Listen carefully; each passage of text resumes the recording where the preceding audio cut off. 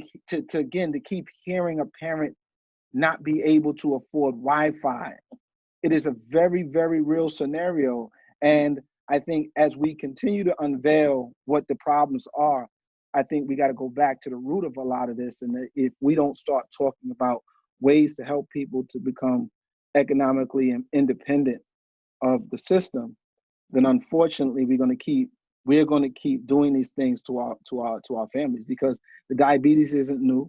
You know, the kids coming to school. I mean, I was a principal over 10 years ago, and kids were coming to school with the blue sodas, but that didn't come too far in the door because everybody knew, you put that in the garbage, right? But it got to a point where they realized that it wasn't appropriate to do in the school. So, but I couldn't help the fact that they drank it from the bodega to the school. So I think it's very, very important that we. What about the school?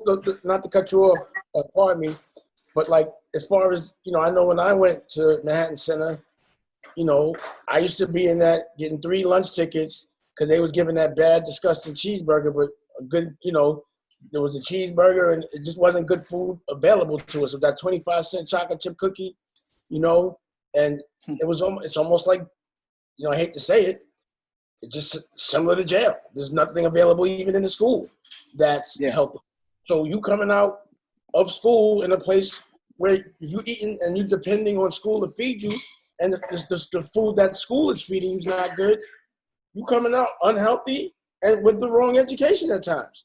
So I wonder, is there a way we can also make it where the food that's at lunch, I mean, I haven't been there in a while, so I don't really know what's there, but how do we make it that in the schools they're giving out the food right?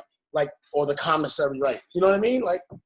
Well, I think, Dane, the thing we got to think about is that, I think we're moving towards that right now with this healthy alternative of Beyond Meat or, any other company similar to that, because what will happen is nobody wants to be outdone. So when they see this happening, they're going to say, how do we connect ourselves to this as well? How prevalent is diabetes within the kids within the schools?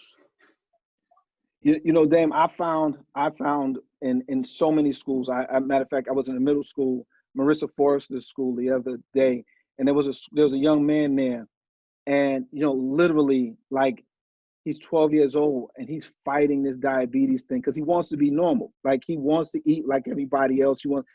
But it's a problem, Dame, and the major issue is that many of them don't know that they have it.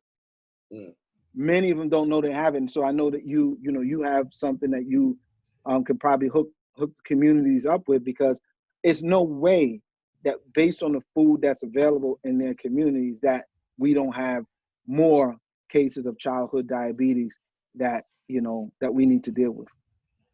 Can I jump in for a second? Yeah. So on the elementary level, it is very prevalent, extremely high.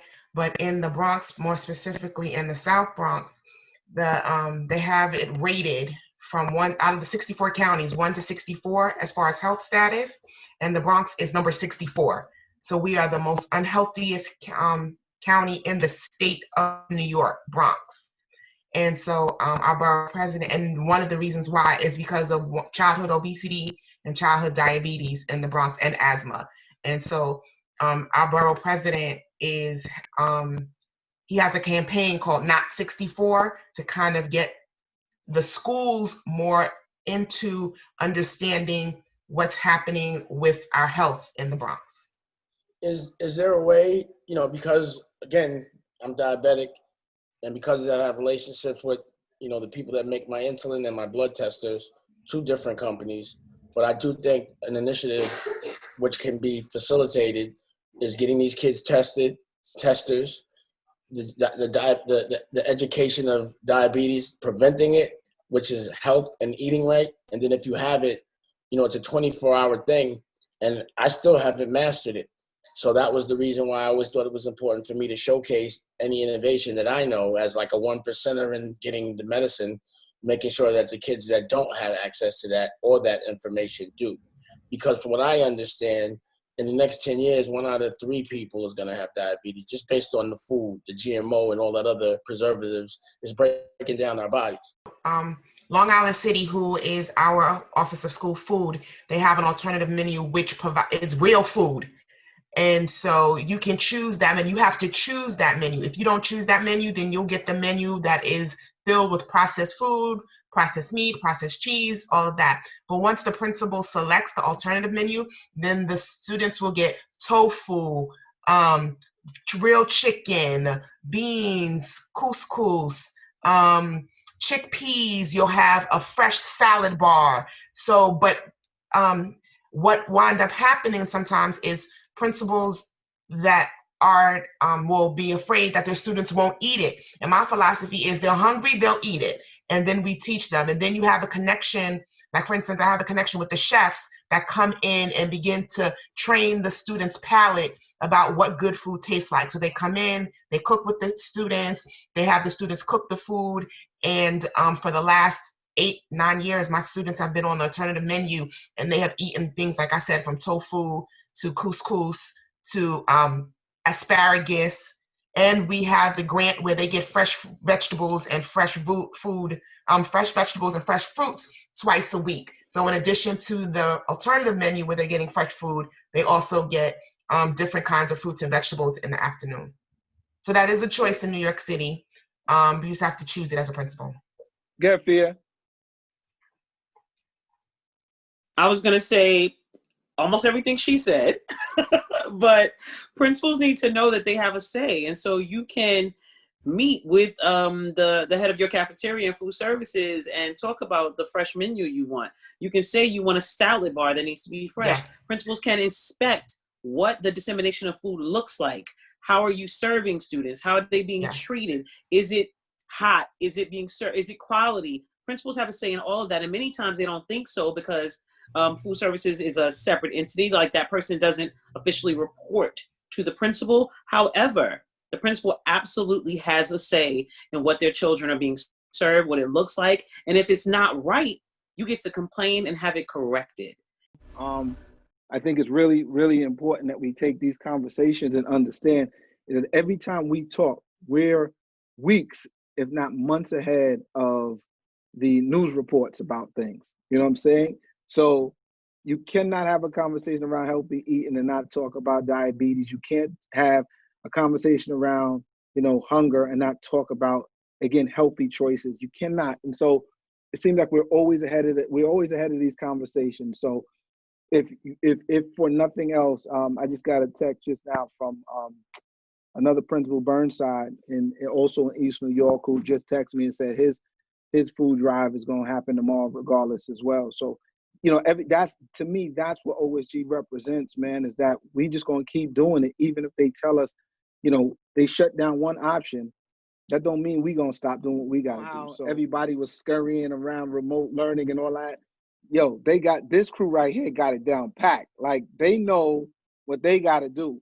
Right now, now they're in that next phase. Is all right. Now I'm gonna go still take care of the community while everything else is shut down. So I know OSG principals are a different breed, and again, that's no knock on anybody else who's not part of OSG. The bottom line is that we want anybody who's like-minded to keep doing this type of thing. So what I know for certain is we always gotta be ahead of what's getting ready to happen. And what we understand is that there is Christmas, or the holiday season doesn't end next week. It continues. So we got to keep doing things as much as possible every week. Think about, it's cold outside. Yesterday was brick out here in New York, brick. And there were people who don't have coats, man. We got to think about how we do that. And as crazy as this might sound, man, is I don't care what people believe in terms of their religious beliefs here, but, toy drives, like, a kid needs, we got to help families who are trying to do something for their kid to provide some kind of gift, some kind of sanity to the house. We got to help them in that too. So let's continue to have that conversation as a crew and make that stuff happen. April is about to be shown on the WPIX news at 6:00. And what was what were you rocking on your face there, Ape? I had OSG repping all silently but boldly, just like this. Yes, she did. Yes, she did. Yes, she did. That's how April did it. Right. But I'm going to have to get off soon, guys, because I have the awards The You get award another honoring award? is happening at 6 o'clock too. You get another award? It's You it's get not another. it's the one that was mailed to me when you were in my office. Come on. Don't hold that up. Hold that up. Let people see what that is. There you go, Steph. You care to mention? Well, you care to mention something about Go, that? April. Oh, congratulations. I'm So sorry. the community Can you hold it up a little bit slower and stop treating it like it's a piece of candy? Yeah, I'm telling you, Simone, that's what she was doing all the I time. know. At the school. That's her. The humility is just so beautiful, but it can be so annoying. Okay, certificate of recognition from Senator Diane J. Savino. All right. All right. And what's the second one? What's the next one? Certificate of appreciation from the Southern Brooklyn Democrats. That's from Mark Traeger's office. Yeah, it's really in recognition for the community work, you know, that we continue to do in Coney Island. So and take out the word just. Take out the word just. It's just. Thank you. You heard he said if all your people around you are big and brilliant, then you never bragging. Shine. Exactly. You're right. Exactly. You're right. You know what? You're absolutely right. I'm gonna shine tonight. Yeah, shine. Absolutely. So that's when you say I want to give thanks to God, my family and friends, and OSG. OSG.